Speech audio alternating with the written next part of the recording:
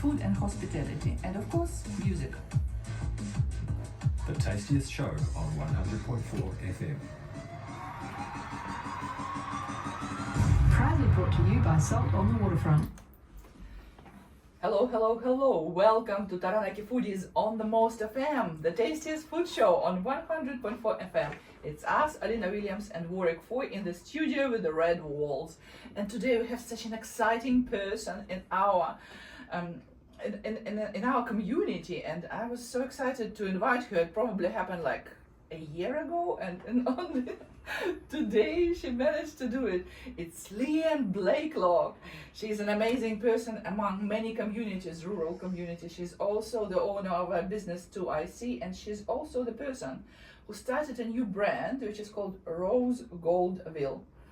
And our show is proudly supported by Salt Restaurant of Millennium Hotels. And we are going to listen to the playlist that was brought to us by Leanne. Let's listen to the first song, which is Let's Dance by Chris Rea.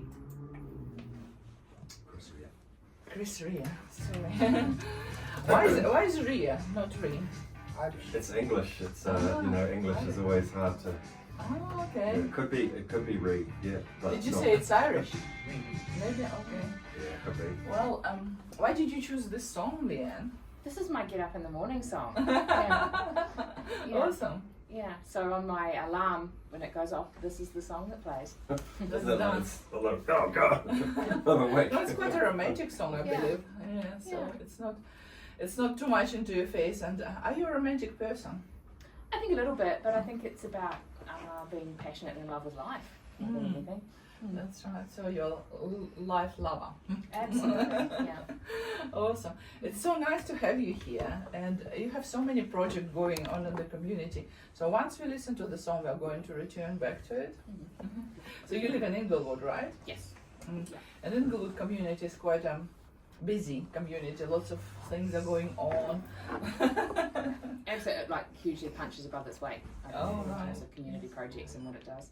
Yeah, that's awesome. And I've been to your farm. Yeah. Warwick, you would like it. I came to the farm, and what I see, a little piece of equipment, IT, something that you think out of this world is just running on the property, and it looks like a floor cleaner, but it's actually I was looking after the grass. Oh, like it's sort a robot lawnmower. yeah. Amazing. I never seen this before, so it. Amazing. You can get a robot vacuum cleaner that does the same thing. I've got both. Oh. I've got both. Do you recommend the indoor version? Mine is just a cheapy bump and go $250 one. Oh, right. Because I didn't want it to like be programmed and head off in the middle of the night or do things, so I can like pick up all the bits and pieces, set him going, let him loose in the room, and then I can go do other things and he's back. And is it random movements? He is random, but so is our lawnmower, and I was quite surprised because they he Doesn't leave the patches, No. doesn't it? Yeah. And how does it like not go into a stream or something? well the lawnmower is bound by a guide wire, Oh, okay. or they can get really expensive ones that are all GPSed and that kind of thing. But if anybody was to nick him, if he's outside his guide wire, he's like, no, I can't work. I'm okay. out. So he can't run away. Oh, So I yeah. used to work at Inglewood High School All right. from 06 to 16, Mm-hmm. so we must know people. We know a lot of the same people. I mean, you go in Taranaki, you can't meet someone whom you don't know, or at least through one or two or three maybe handshakes, Did right? you see me on TV though? I did. I So saw you. on of TV. course you did because you recorded it. I got a recorded lot it, of and you forgot feedback. about it, did you? That I sent you congratulations. No. Oh, did I just not reply? No, you did. Oh, sorry. Yeah. I was Sorry. just like having you on as Oh. usual. Because I had a lot of comments Responses. about that, yeah. My husband really liked it too. We looked at it. We watched it at the same time. So Warwick started the Angel Project for Girls Sacred Heart School, and I mean it's for children who died during school age, and they were studying in this school, and it's like looking after their places of burial, I suppose. Yeah, that's a good summary. Mhm. Yeah, pretty amazing. Very sad.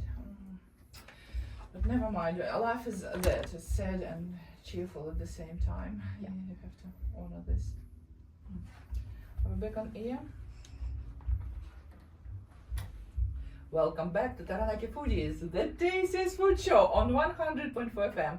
And it's us, your favorite foodies, Alina Williams and Warwick Foy, in the friendly studio of the Most FM. And with us is an amazing person who gets up to the sound of Chris Rea song. The person who owns the farm, and when I visited this farm, I was greeted by a robot. And the person who owns many projects, including her own small business, and she recently launched a new brand, Leanne Blakelock. Welcome. Thank you very much. How one person can do so many things, Leanne? I think once you start developing skills, that skills are really transferable, and I am a problem solver. So I set out to solve problems, and they seem Just to come a find little me. bit closer, Leanne. Sure. We don't bite. Okay, That's perfect. That's perfect. All right. So your main business is accountancy Yes. and advisory service, right? And you mainly service people who live in the south of Taranaki or not? Did I? I'm probably from Inglewood South. Yeah. Okay, awesome. Yeah. So how accountancy is transferable to everywhere else? Accountancy is just the study of systems, numbers, critical thinking, and it's business.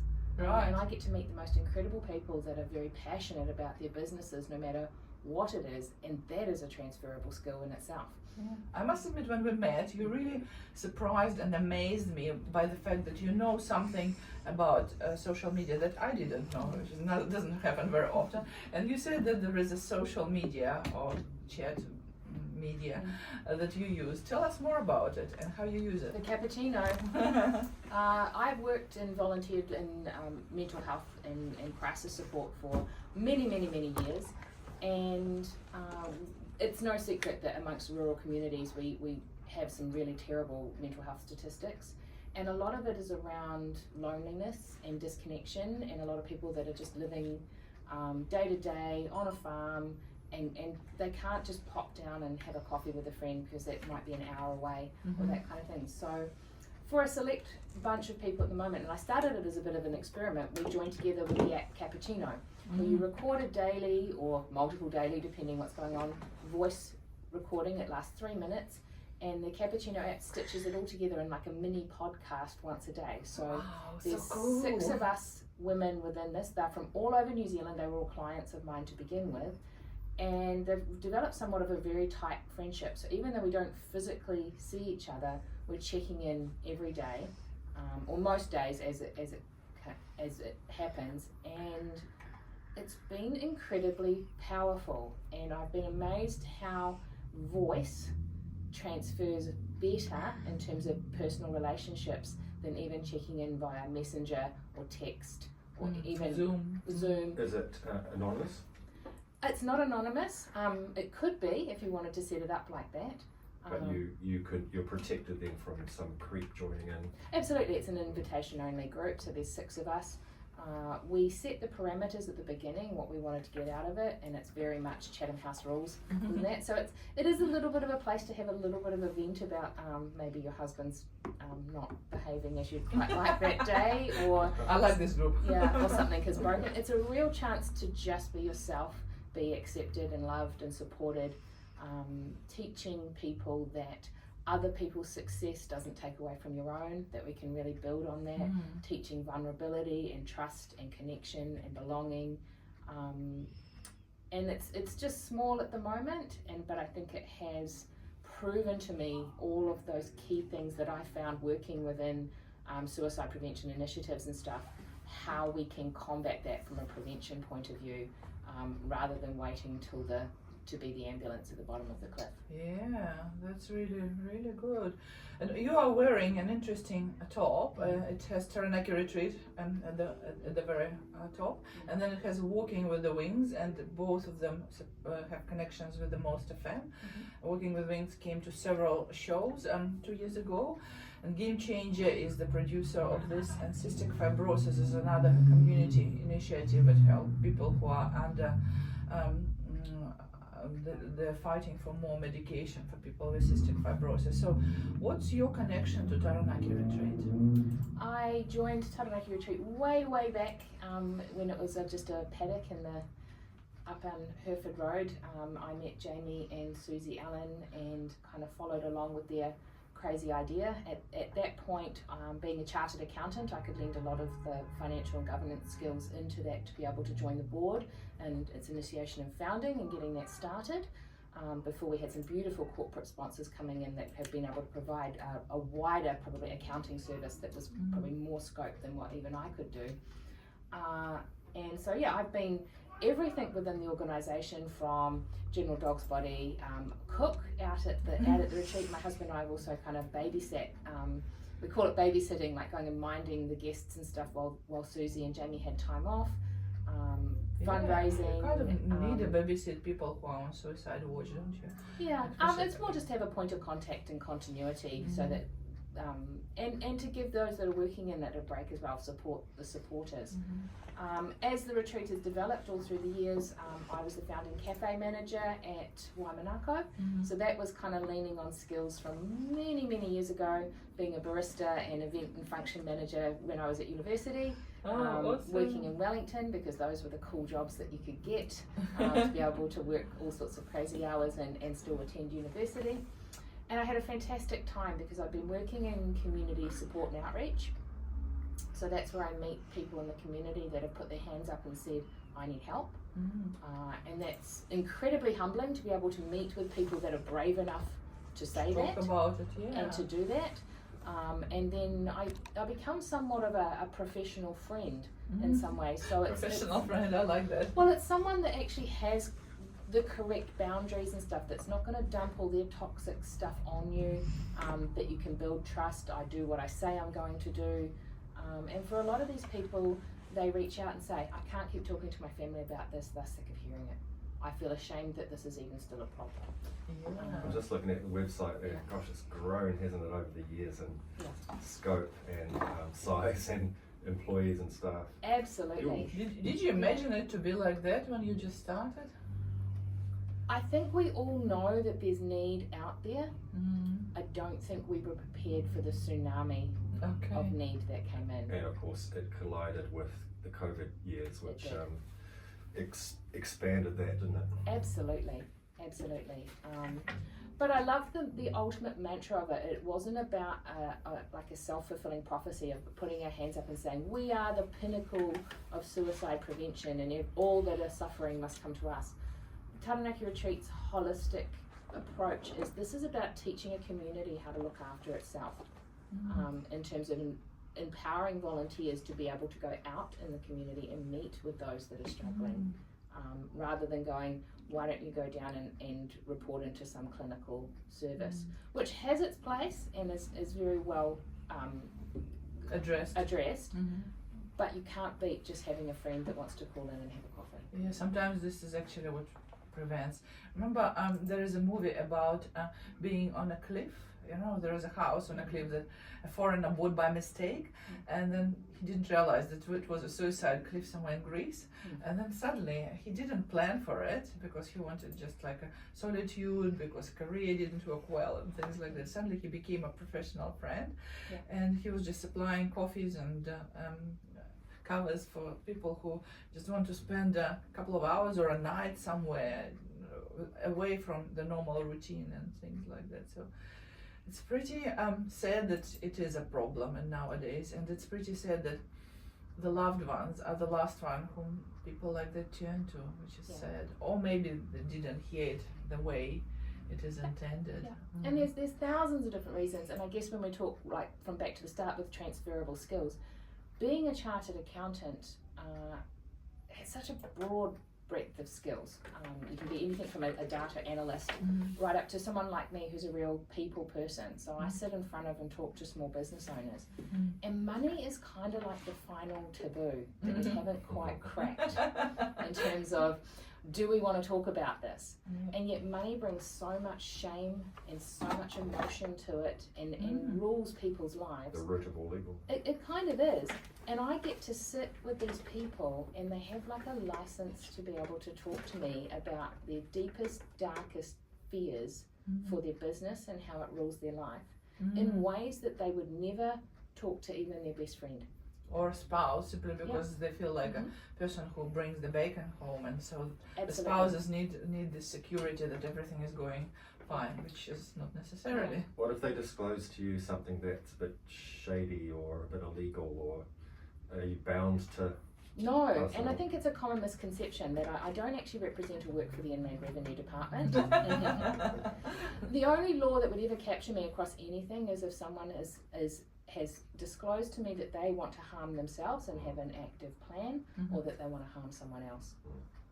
Other than that, I'm bound by confidentiality. I mean, I can advise and say, I really strongly don't think this is a good Don't do idea, that, yeah. Mr. Shady.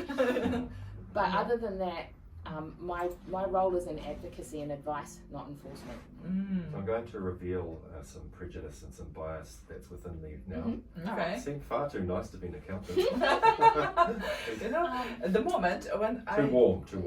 I just knew that I really like Leanne, and I think that it's impossible to like her more. She started to post food pictures on her timeline, and she's a really good cook, and she has a variety of different dishes, ethnic dishes, and kind of she's not like one kind of a trick pony. She just does a lot of different type of food, and I always look forward to see what she's up to. What did you cook last week? What was your favorite dish for the week?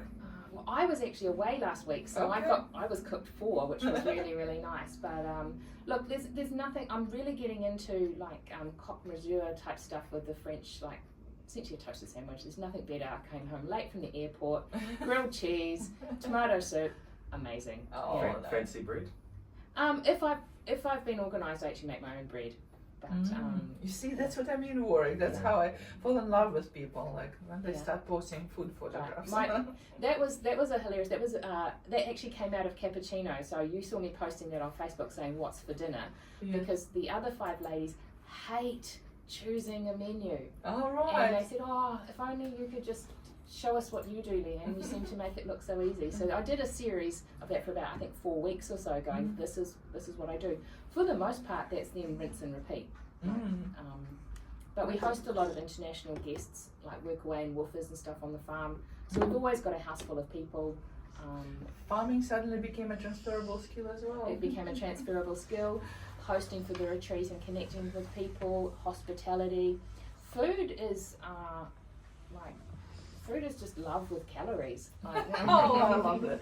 I need to write something about it. It's just like very inspiring. and you'd know this in all cultures. Food kind of, we even in religious texts we sit down and we break bread. Yes, And that's true. it's this beautiful connection point, which is when I went into the cafe, even though I'd had prior skills of running functions in cafes and stuff, and then I connected with my business side of things, and then connected with my sort of holistic pastoral caring side, and it all just, it's all the same.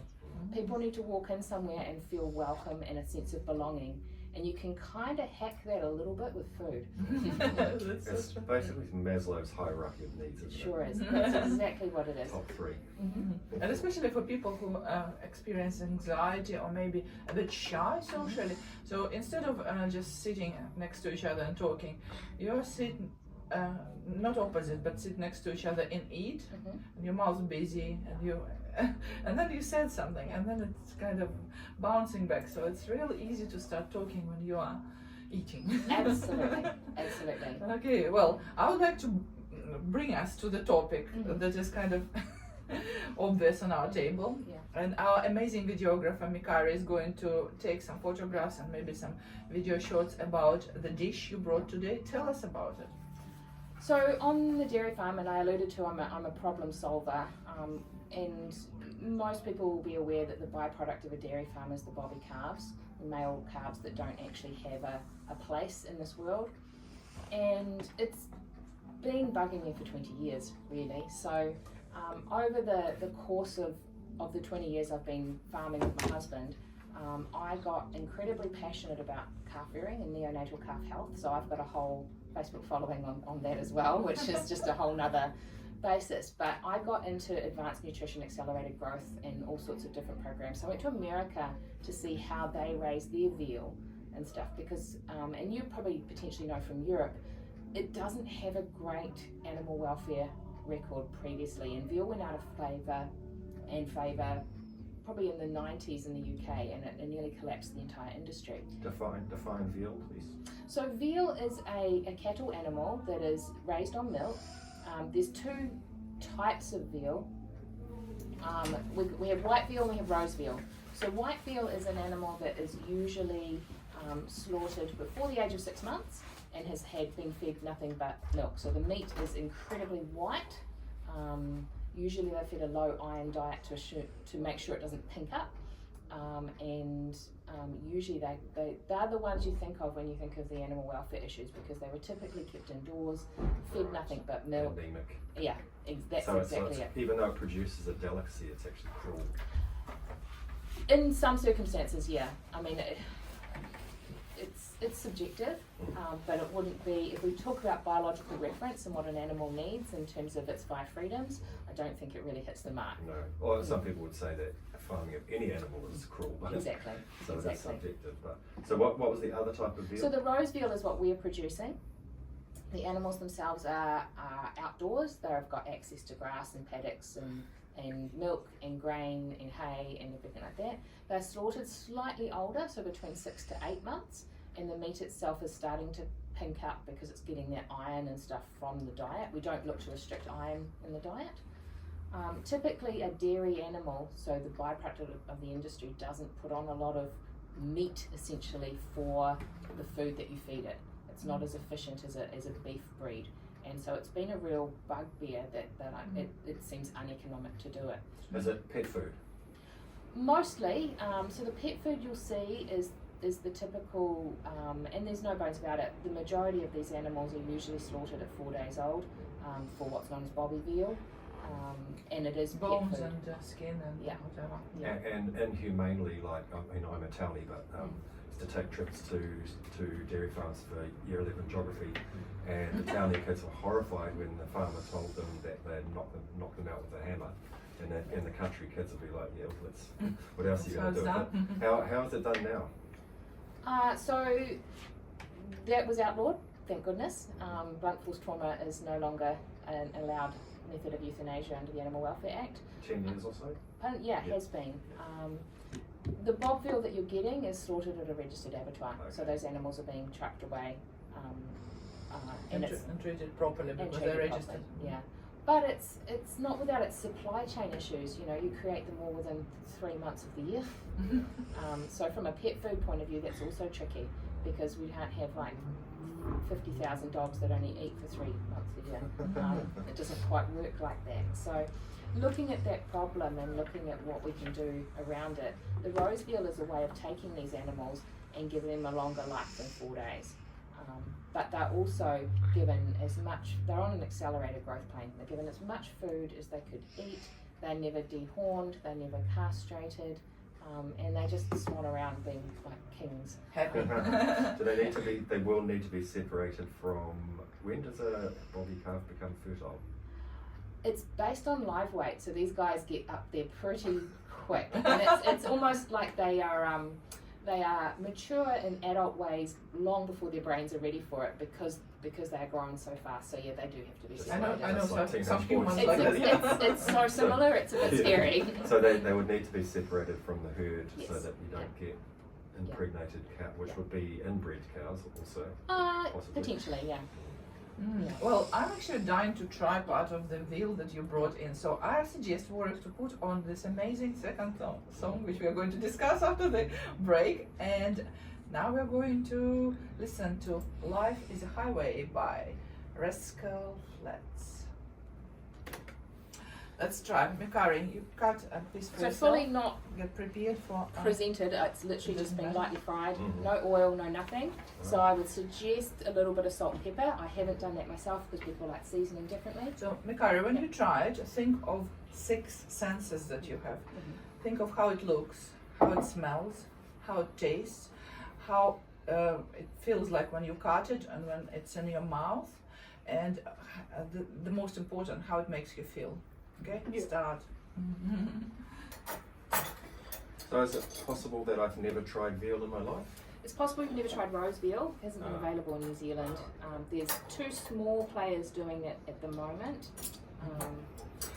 in Europe, this will be so costly. Probably none of us will be able to afford it. It's considered a premium product, which I'm probably was going to talk about it after the break.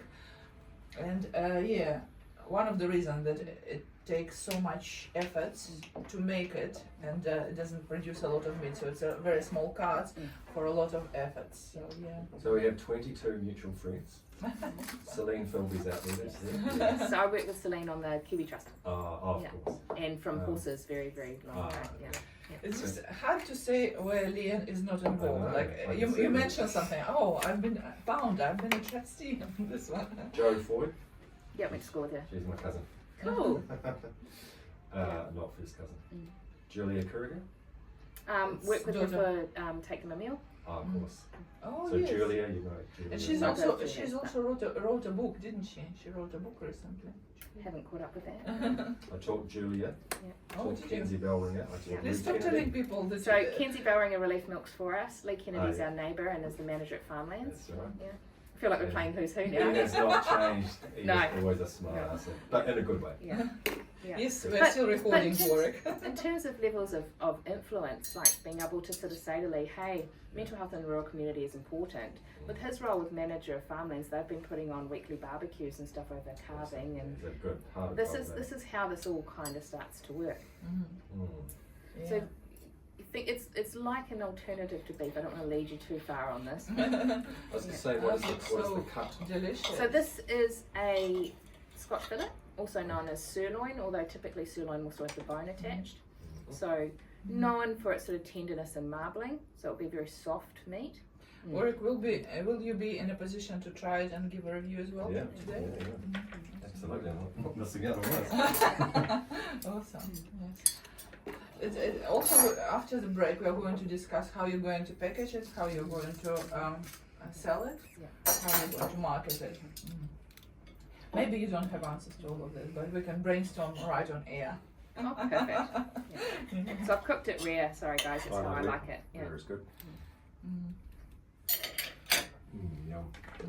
It looks amazing. It looks really good cut, and it reminds me so much about my travels in Europe, especially once I went in a restaurant in Austria, and that's where we tried it. It was in a time when my husband was still courting me, so he didn't really count how much it cost.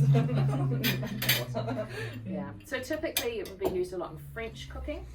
So with the really creamy sauces and that kind of thing, because it's got such a delicate flavour that it won't overpower like whatever else you want to be the star of the show. And the smell of it here is just like a very milky, creamy type of meat, which is probably how it is kind of marketed.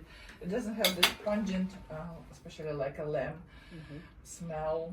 It's very, very kind of a delicate. That's why it's called delicacy, right? Yeah, so that's, no oil, just pan fried, dry on a cast iron. And, Yeah, but you can make it as elaborate as you want. You can probably do a good roast out of it if you oh, put a roll into. we do, yeah. Welcome back to Taranaki Foodies, the tastiest food show on the Most FM. It is proudly supported by Salt Restaurant on the Millennium Hotels. And it's us, Elena Williams, Warwick Foy, and while you are listening this amazing song by Rascal Flatts from the movie called Cars, which is supplied to us by our guest Lee and Blake Locke. The guys in the studio were trying some delicacy, some premium cuts of roast veal. I don't know what to start to talk about first, music or food. Probably food wins. Leanne. So roast veal is considered a premium product in Europe, so it's only best restaurants serving it. It's expensive, and is it hard to cook it? What sort of cooking involved? How do you cook it the best way? Personally, I don't think it's hard to cook Okay. because it's such a soft and tender meat. It's very hard to end up with a tough or kind of overcooked kind of result. What you're eating has been pan fried for 2 minutes on each side. Oh, nice. That is it. Okay, so I can see that our tasters are still tasting and chewing, so we'll let them chew it. Yeah. So how so the brand you are selling it under is Rose Gold Veal. So Yes. Rose Veal with the gold Yeah. kind of. I Is thought it you were good? saying Ville, V-I-L-L-E. Well, this is That's my Russian confused. accent. For me, veal and Veal. wheel are the same. So correct me. How do you pronounce it, Warwick? Veal. Veal. Veal. Now, Okay. now I understand your branding. So, we'll Ville sell as in like Transylvania. Yeah.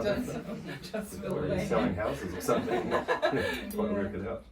Awesome. So, how are you going to sell it, and what sort of target audience you're going to sell it to? At the moment, so we've got the next lot of vealers, the animals, will be ready from September, and they're going to be going out through. We've lined up with a local processor at Meat to You with Shane McDonald. He has been incredible in terms of collaboration projects as well. And it will be going out to Leuven, and a couple of the European restaurants in Wellington have already put their hand up Cool. and are desperate to put this on the menu. And then targeting some gourmet butchers and stuff throughout New Zealand. Why is nobody else doing this? I think it was always seen as uneconomic. It is the main lead thing is processing space. If you look at who is licensed to be able to slaughter a cattle animal in New Zealand now, in terms of making that economic, it's the big players. It's the Silverfern Farms and the AFCOs of this world. And for them to slaughter a carcass that's only going to come out at 135 kilos isn't economic for them. So we're going to hear from Makari, is that right? But we will just describe the cut. So it is, you said, a Scotch fillet cut Scotch of fillet. veal, which is taken from an area of the animal that doesn't do much work. Yeah. So it's tender. Yes. So which area is that? It's the other way of speaking of Scotch fillet is a ribeye. So it's the Ribeye. muscle that sits within the ribs through the top. That's the American word, isn't it? Mm-hmm. Over to you, Makari. Alright, so this is Mikaida speaking. So when I was cutting the meat, it was actually very light to cut. So it didn't take me that much time to get it open, right? The smell, it smelled like it was a very nostalgic smell, because when you're going over to a family get together, and obviously there's gonna be that one uncle that has to bring that barbecue thingy, right? So it gives a nice nostalgic smell when your auntie or uncle's either cooking the meat. And then the taste, it's just, I like it. It's really good. This is my second time trying a meal from the Tastiest Food Show in Taranaki. Must say, very good. I love this so much. Very nostalgic. Nice. So I'll add a little bit in. So it's a lovely tender cut, as you'd expect from rib eye. It's quite rare, which I'll probably have it slightly more, but not much more. It's not bleeding. And the texture is, just like I said, very tender. The appearance looks like lamb, sort of lighter brown than beef would be. And it smells like beef, but with more subtle, isn't it? Not so beefy beef, and delicious. Yeah, really tasty, tender. I don't know why I would not want to eat that. I tried a little bit. I don't really eat meat that is not well done, but this one was an amazing experience, and I absolutely love the taste of it. I like how the top is caramelized, and it gives this wonderful sweetness, umami part of it. Inside, I can feel this very juicy threads of meat which are pink color, and also it feels like you're doing good for yourself. It's not fatty, and it's definitely condensed goodness of this grass that these beautiful animals were fed, and the love that they received from the farm. It makes me feeling kind of special and loved as well. So thank you for bringing it, Leanne. So the ribeye normally has the eye, which is that eye of fat, that ball of fat. So is it not there because the animal's too young? Pretty it hasn't much, put yeah. fat on yet. Yeah, so traditionally rose veal's very lean, and these guys are just starting to develop that intramuscular fat. So it's just on that brink of being, so it stays quite moist, but without actually being sort of like that. You wouldn't necessarily call it juicy. No, definitely not juicy. But also, if you overcook it, it probably will be too dry because there is no fat in it. So it needs to be cooked like a medium rare or rare, something like that. So what sort of sides would you serve with it, or sauces you? I love jazzing it up into French cooking. It's just amazing with those rich sauces that where the spices or the wine flavors and stuff can really really take the lead, because it has such a delicate flavor itself. It's not got that overpowering. A lot of people talk like a metallic or umami sort of metallic of beef. It doesn't have that, so therefore it just lends itself into going and showcasing every other flavor that you put it with. I believe. Sorry, you go. I believe a lot of people will be interested how to put their kind of thirsty fingers on this. Yes. So how can they contact you, or how can they order it, or do you do like a monthly order, something? We're going to get into that. So this is all brand spanking new. Oh, we're the first to hear you about are a the new first project. to hear about it. It was officially launched this week. So we ran soft launch and some trials through in February with a few animals, which got some really positive feedback. So we've got a website, www.rosegoldveal.com. There's a landing page there where you can sign up to the newsletter, and we'll let you know where and when and how the availability is going to go once we Yeah. I think it's also, I predict, I don't know whether there is a research about it or not, it will be good for elderly who have maybe problems with digestion because it's very soft. Yes. And secondly, it's probably good for introduction protein to little babies, because once they're off milk, they really need protein and lots of other things. And sometimes people outdo the fiber, and that's indigestion problems start. But these still need a top up of calories. So the veal is probably one of the best dietetical product. I think so. I mean, we've been eating it, producing it on farm for ourselves for years, and that high protein, low fat in your diet, in a modern diet where we probably need to cut back a bit on the fat, works really well. When I came to your farm, I was kind of in oversharing mode. I was trying to lose a weight. I'm in oversharing mode most of the time at my work. No comment. Yes, and I mentioned that I wanted to lose quite a lot, and you said, oh my gosh, I lost 30 kilograms or something like that. And I was amazed because you just give vibes of a thin person. How did this happen? Tell us. Everyone wants to know. And to be fair, it hasn't been a secret. I went and had bariatric weight loss surgery nearly 4 years ago now, and I actually lost 65 kilos. Oh yes, not 30. So while you say I come across as a thin person, I still don't recognise myself in photos, or even to a certain extent in the mirror. You look fit though. You're not just slim, but you look fit, so you must do some exercise. Farming. Yeah. And just a general love of the outdoors. I'm not. My lifestyle doesn't lend itself to traipsing off to the gym, but it won't be unusual for me to be doing Pilates or stretches in the evenings or something just at home. Transferable skills of farming. What's it called when you have you dry off your cattle twice per year, therefore you have 2 cycles in opposition? Split calving. Split calving. So could you do that to even out supply of veal? That's exactly what we have done. Look at you. You can come and work for me.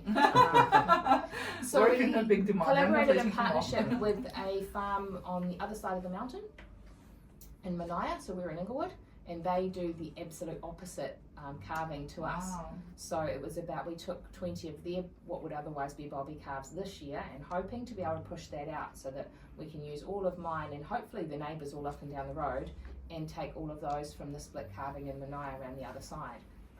So I think you can only do that in Taranaki because we have the perfect climate to get enough grass growth. Is that right for milking?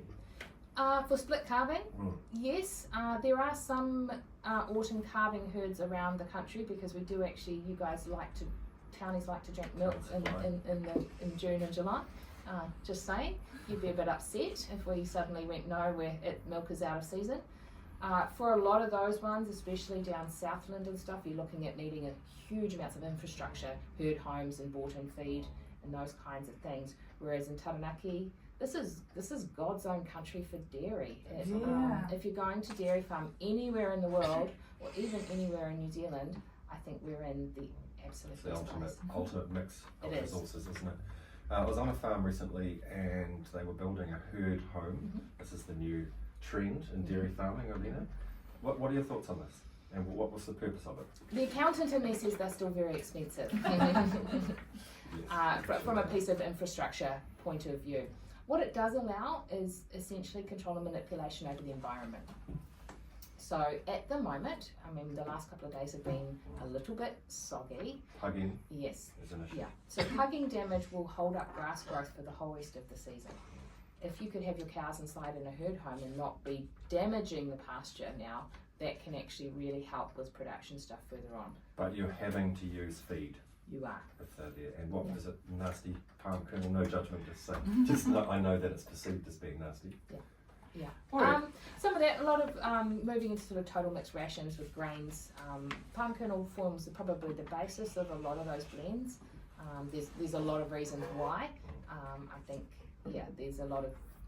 I'm not advocating one way or another, but there's a lot of misconceptions as to why a New Zealand dairy farmer would even consider palm kernel. But even if you're bringing in your own silage and grass and hay that you've made on farm, there's still an extra cost to that. I mean, the beauty of the New Zealand dairy farming system is our cows go out and they are the machinery that harvests the grass. That's right. That is the cheapest and most efficient way to get What they need. to make milk. What about fodder crops? Can you deliver the fodder crops to the herd home? You can, but again, the specialist machinery needed to be able to do that. And within Taranaki, if you can imagine lifting fodder crops in the mud right now, Okay. whether that's something you'd really want to be doing, you'd start to be looking at needing infrastructure to potentially wash things. You'd be getting into needing resource consents to be able to deal with the water. It tends to snowball pretty Cost, quickly. time. They talk in Europe about libraries of tools and machinery. Do you think it's possible? I would love to see this, because I think that one of the biggest things that's holding back the productivity gains in New Zealand is the lack of collaboration, even from farmer to farmer, neighbour to neighbour type thing. And I love in France that they are forming cooperatives within the local farming to all collectively own a piece of machinery that would be unaffordable otherwise. Like those big tractors, they're like $1 million, aren't they? Some of them, yeah. So why would you not share with the next farmer? Or does that already happen? I don't think it happens much in New Zealand. It will happen in some of the big corporates that own multiple farms, obviously. The big challenge is that everybody wants it at the same time. We all want to cut hay and make hay on the same day. My question is to Warwick. How happened that you know so much about farming? It was in Because Inglewood. It's regulation time. Because I know from Taranaki.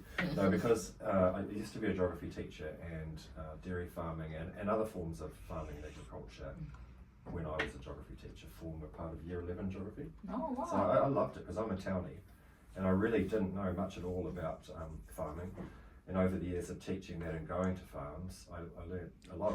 And what I mostly learnt is how it's not just teats and buckets or cups, it's science, it's business, it's animal welfare, it's relational with staff management. It's just a really holistic business these days. And if you don't want to run your farm like that, you're not going to make any money. Absolutely. Wow, this is so amazing. Thank you so much for coming. And I really like your voice on air because I went out and listened to the radio.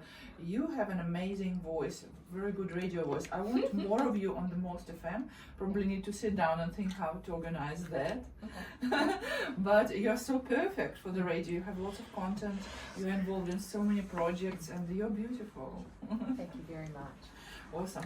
I think it's a perfect time to listen to our third song and then we will wrap up. All right, and the third song is Send Me On My Way by When I Work. Listening to the Most. Wow, such a show. Believe it or not, we've been speaking for 45 minutes. It just felt like 10. That's the best. Yes, so we need you here because we don't really have anything like that. We just need something. Not necessarily a talk show, but we need to think of a format where you can be present, maybe record something from time to time. And you can... Farming show. Farming show, yes, farming show.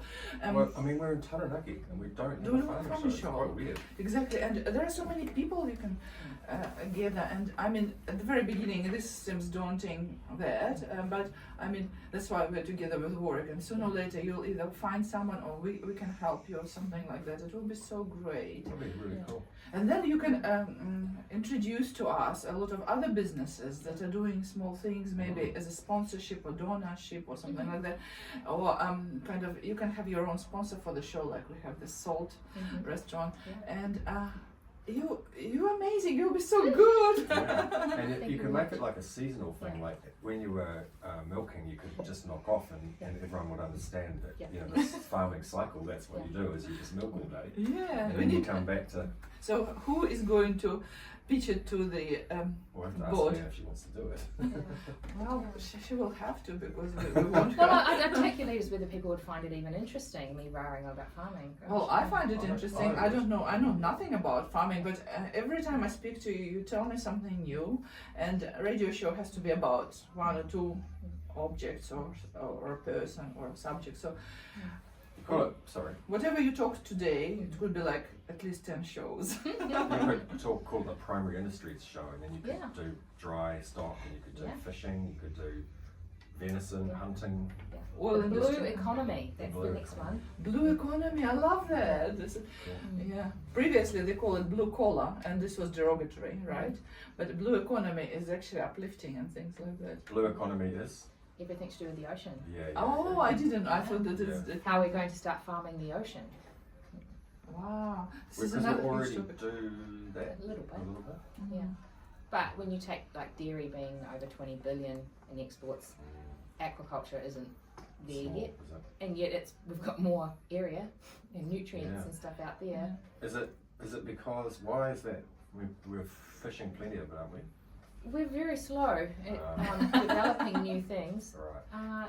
I mean, if you want my personal opinion, capital, like money, is very hard to get Yeah, 'cause in New Zealand to we invest spend- in new businesses. we spend all our money buying houses off each other. That's exactly. And paying That's why in the there should process be a to capital those gains tax. media men. Yeah, that's true. Collaboration probably is the answer for it. Yeah. Although that must have improved with KiwiSaver, surely. KiwiSaver, I think, has been brilliant for allowing some capital investment in some of those bigger companies to actually be able to maintain liquidity, which they were struggling with previously. Yeah. It doesn't help the everyday, like, startup business. Barriers. Yeah. Barriers. So you're pitching it because honestly, the board is sick of me because I'm talking to them too often with my crazy ideas and they're. Well, you could do it as part of your new job. I don't know. Yeah, but this will go so well with the ethos of the Most FM because we absolutely, for people, it's a very alternative radio station and it's kind of very quirky in a way. And I'm not saying, but quirkiness is a very open term and it means that out of the box thinking for me, and you're definitely that.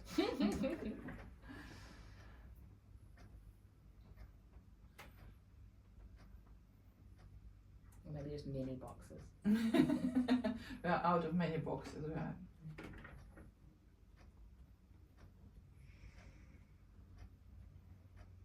So to wrap up, and I'll ask you to tell the details.